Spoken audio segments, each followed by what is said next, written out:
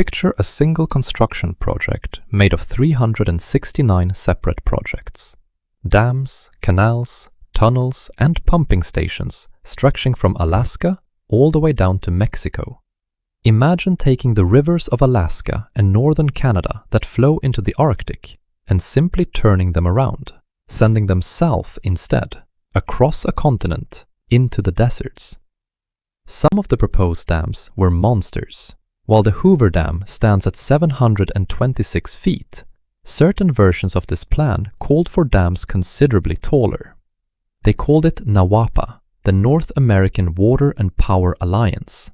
It was unveiled to the public on the 17th of March 1964 by an engineering firm in California.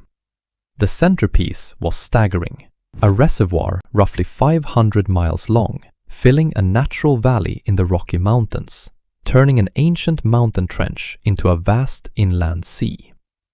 And here is the price of that.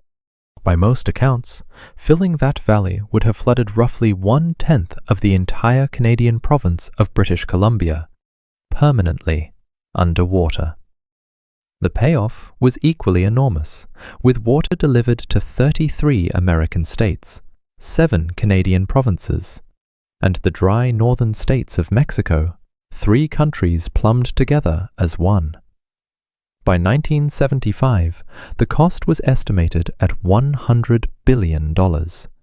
That's roughly what the Interstate Highway System cost, and well over $900 billion in modern money. And this was not a crank proposal either. It was reviewed favorably in Congress, championed by sitting United States senators, and it was targeted for completion by the 1990s. Then nothing happened at all. Not one dam, not one canal, not one tunnel. The largest construction project ever proposed on Earth never moved a single shovel of dirt anywhere. But here is what surprises people most. The thing that killed it wasn't the cost, and it wasn't the engineering. It was something nobody in California controlled at all. Before we go further, I want your honest opinion.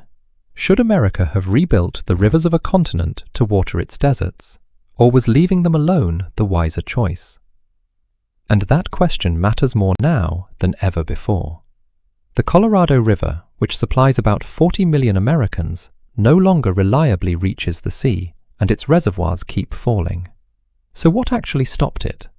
The answer involves a quiet millionaire, an entire country that was never really asked, and a movement that would change America, beginning in the 1950s. To understand this plan, you have to understand the problem. Roughly the western third of the United States is dry, and it was filling up with people who needed water. The growth was truly extraordinary. During the 1950s alone, California added roughly 5 million new residents, and the desert states all around it were expanding almost as fast. Trouble was, the Colorado River had already been divided up back in 1922, and the states had promised themselves far more water than the river actually carried. But this was also the age of giant dams. America built the Hoover Dam in the 30s, then Grand Coulee on the Columbia, and engineers were riding a wave of confidence. That confidence is the key to this story. If engineers could tame the Colorado and the Columbia, then why stop there? Why not simply redesign the water system of North America? If lost megaprojects like this fascinate you, the towers and schemes that almost reshaped our world, take 1 second to subscribe. It truly does help this channel dig up these stories. The man behind it was Ralph M. Parsons, a civil engineer who had built a large engineering company in Pasadena, California, with major water and infrastructure projects around the world. Parsons put serious company money into promoting the idea, but he was famously private. When the plan was finally unveiled, he said nothing publicly and let his engineers do the talking. On the 17th of March 1964, the company released the plan publicly.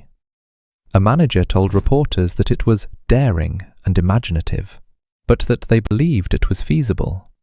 And in 1964, when engineers said something was feasible, Americans tended to believe them.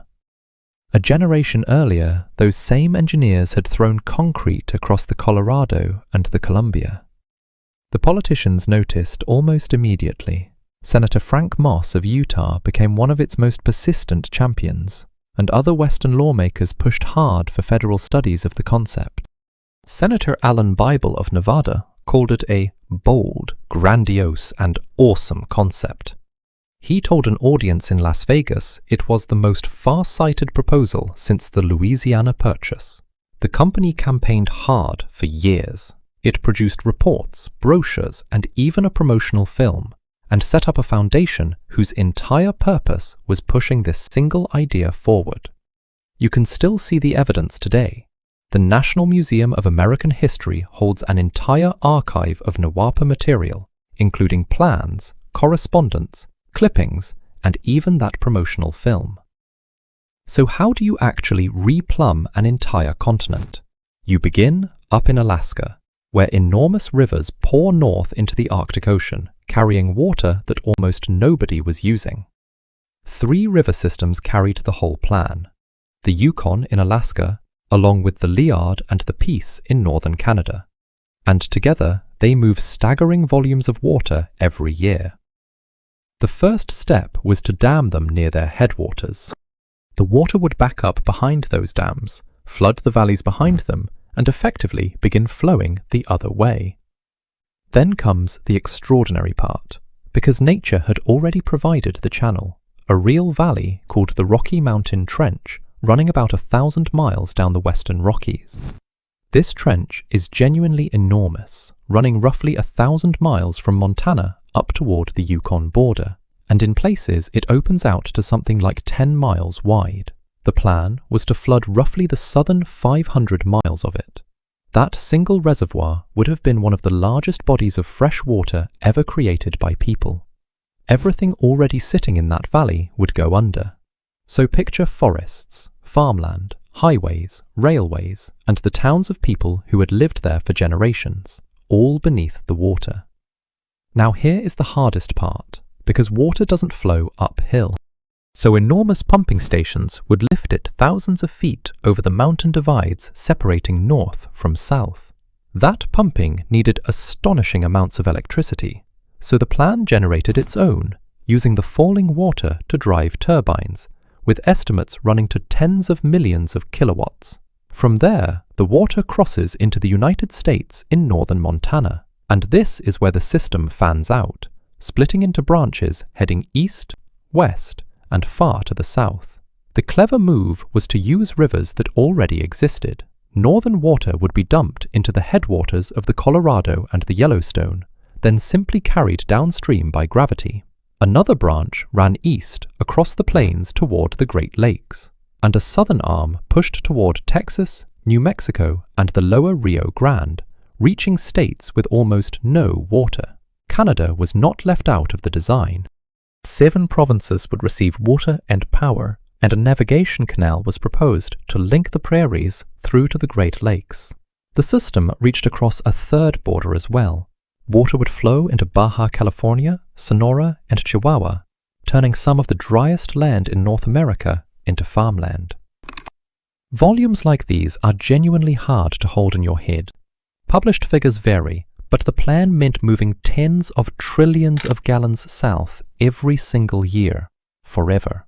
The 1964 study made a genuinely remarkable claim, promising that this single system would guarantee adequate water for the whole continent for the next 100 years. One estimate put the earthworks at over 30 billion cubic yards of material, plus tens of millions of tons of steel. And while those figures deserve caution, the scale is real. And none of it would have been quick.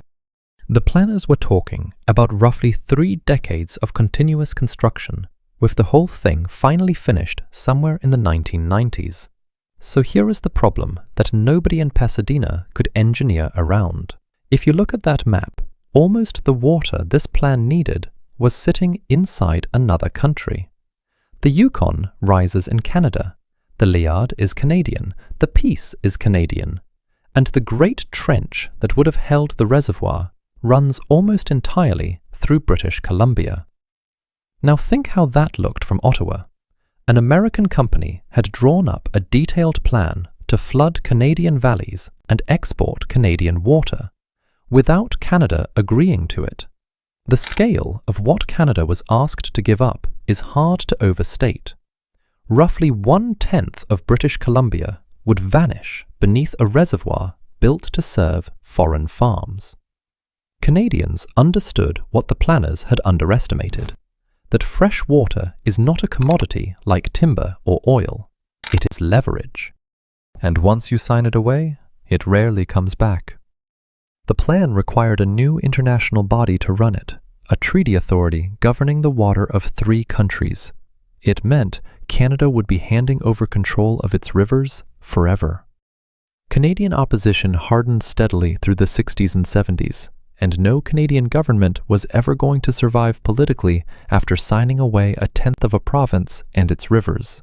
But there is a second force here, and it may have mattered even more.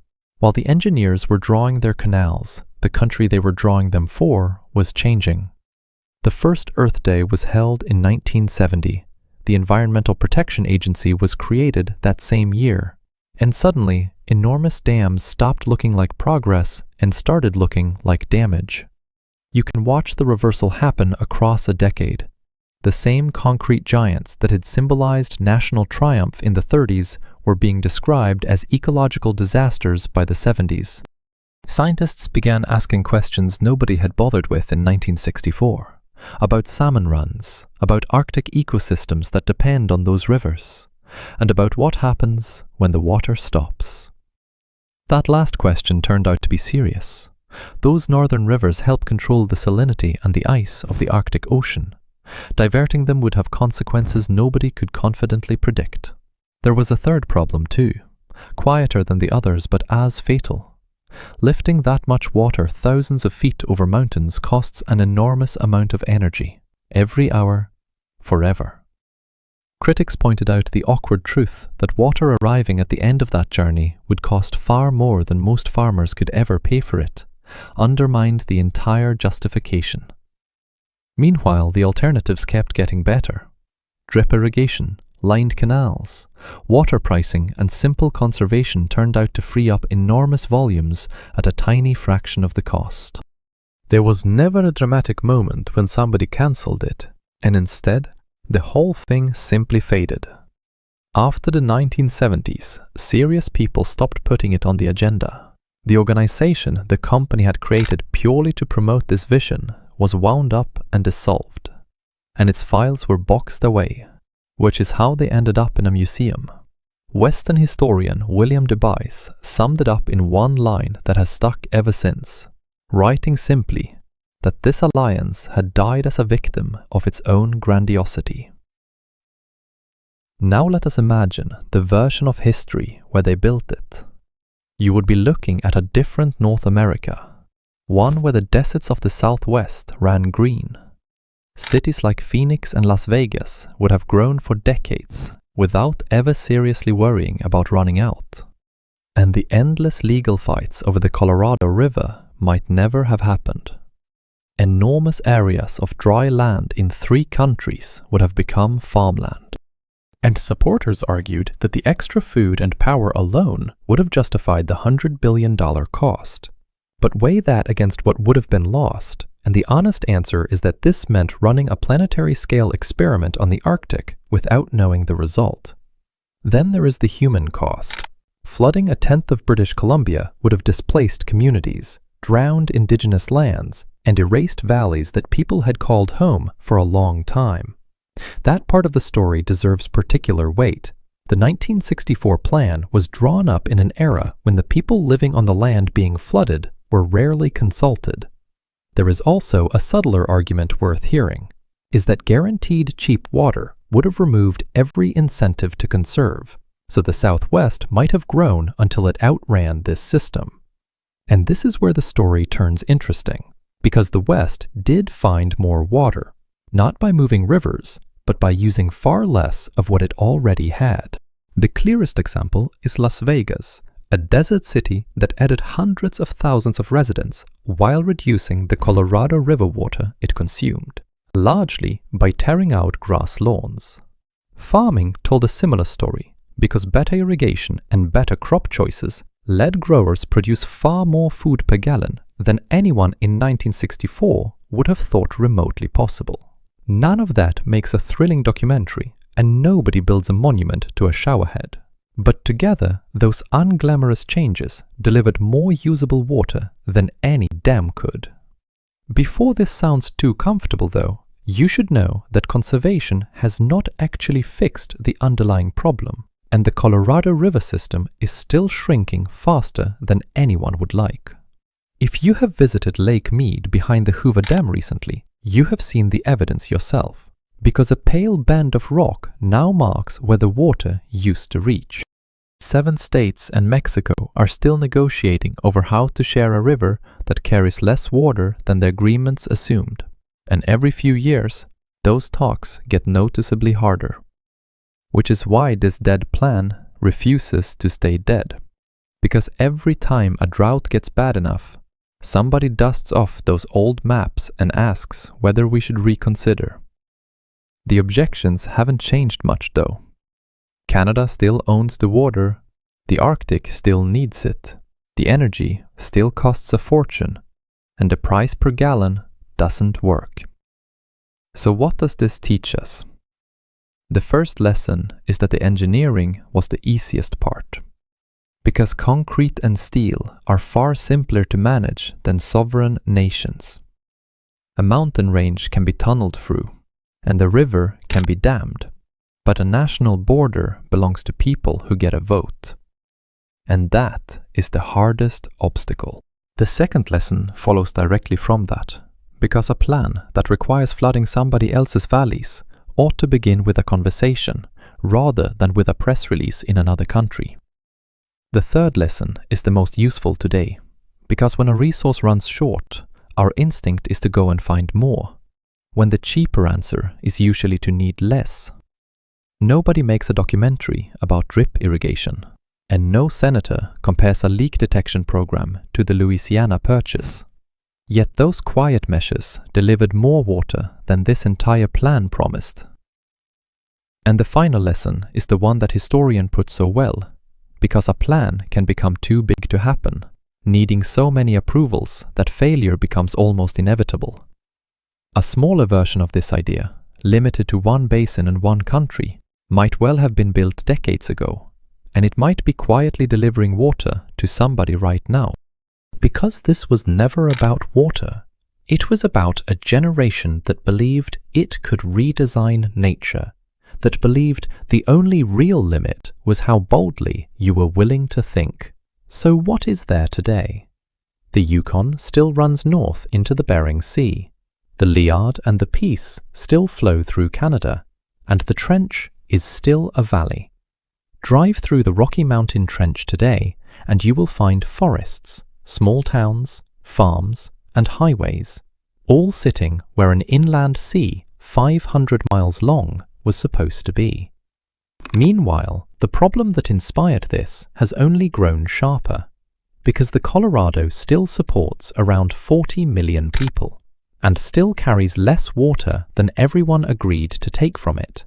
So this alliance became a monument with nothing to visit, since there is no ruin, no half-finished dam, and no abandoned canal, only paper in a museum, and unchanged rivers. By almost any measure, it remains the largest construction project ever seriously proposed anywhere on Earth, and it is also one of the few that never turned a shovel of soil. Yet it never quite goes away, and every dry summer somebody asks whether the engineers of 1964 were reckless dreamers or simply 60 years ahead of everybody else. So I will leave you with this. If the drought gets bad enough, should America go back to those old maps?